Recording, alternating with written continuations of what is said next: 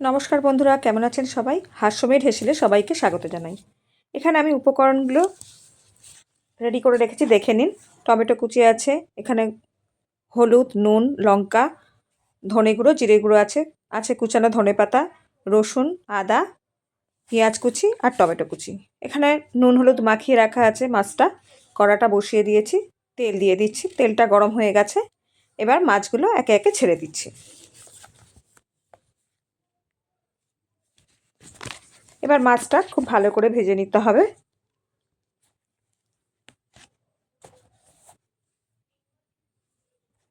মাছটা আমার এক পিঠ ভাজা হয়ে গেছে, আবার উল্টিয়ে দিচ্ছি।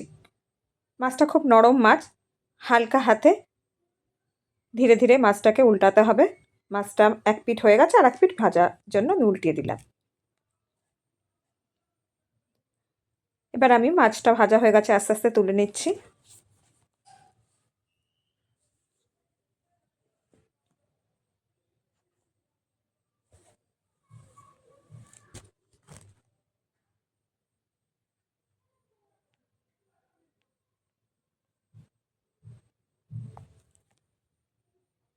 এবার ওই মাছ ভাজার তেলে আমি সামান্য কালো জিরে ফোড়ন দিয়ে দিলাম। দিয়ে দেব পেঁয়াজ কুচানোটা।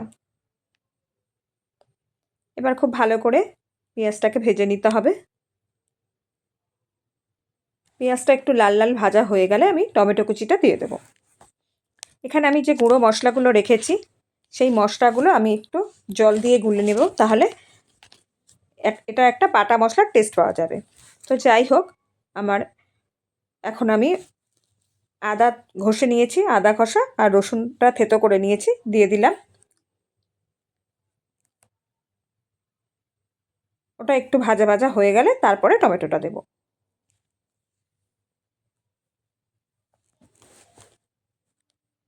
টমেটোটাকে দিয়ে দিলাম, দিয়ে একটু নরম হওয়ার জন্য আমি একটু চাপা দিয়ে দিলাম। এখানে এই যে মশলাটা দেখলেন, এই মশলার মধ্যে আমি সামান্য জল দিয়ে দিলাম, দিয়ে পেস্টটা করে আমি খানিকক্ষণের জন্য রেখে দেব।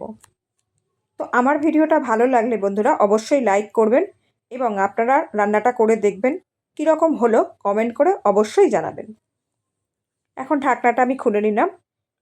টমেটোটা একটু নরম হয়ে গেছে। এখানে যে বাটা মানে সরি গুঁড়ো মশলাটা আমি জল দিয়ে পেস্ট করে রেখে দিয়েছিলাম, ওই পেস্টটা আমি দিয়ে দিলাম।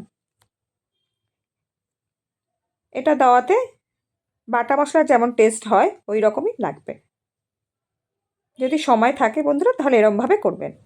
এবার আমার যে কুচানো ধনেপাতা আছে, আমি সামান্য ধনেপাতা ওই মশলাটার সাথে কষিয়ে নিচ্ছি। শীতকালে সব রান্নাতেই মোটামুটি ধনেপাতাটা দিলে একটা আলাদাই টেস্ট লাগে, ভালো লাগে খেতে। তো এখন মশলাটা কষানো হচ্ছে, কষানোর জন্য আমি অল্প অল্প করে জল দিতে থাকছি। জল দিয়ে দিয়ে খুব ভালো করে কষিয়ে নিচ্ছি। কষানোর পরে আমি যতটুকু পরিমাণ জল দরকার দিয়ে আমি চাপা দিয়ে দেবো। দেওয়া হয়ে গেছে, আমি খুব ভালো করে মিশিয়ে নিয়ে খানিকক্ষণ চাপা দিয়ে দেবো। চাপাটা খুলে নিয়েছি। ঝোলটা এখন টকবক করে ফুটছে। এবার তখনই আমি ভাজা মাছগুলো দিয়ে দেব, দিয়ে খুব হালকাভাবে আমি একটু মিশিয়ে নেব, যাতে ঝোলটা একটু মাছটার মধ্যে ঢুকে যায়।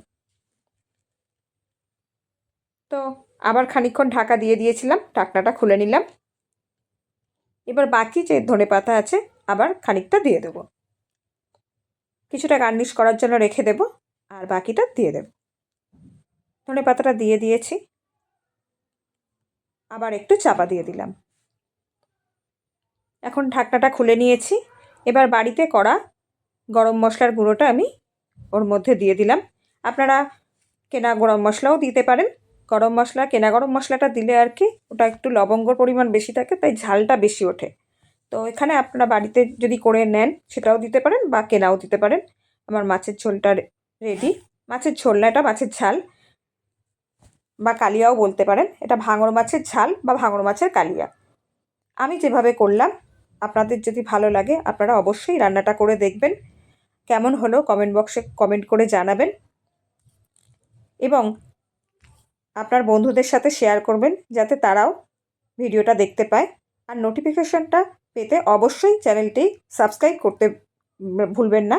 আর সঙ্গে বেল আইকনটা প্রেস করে দেবেন নতুন নতুন নোটিফিকেশান আসার জন্য। আমার ভিডিওটি এতক্ষণ ধরে দেখার জন্য আপনাদেরকে অসংখ্য ধন্যবাদ। পাশে থাকবেন, সাথে থাকবেন। আপনাদের ওপর অনেক ভালোবাসা রইল।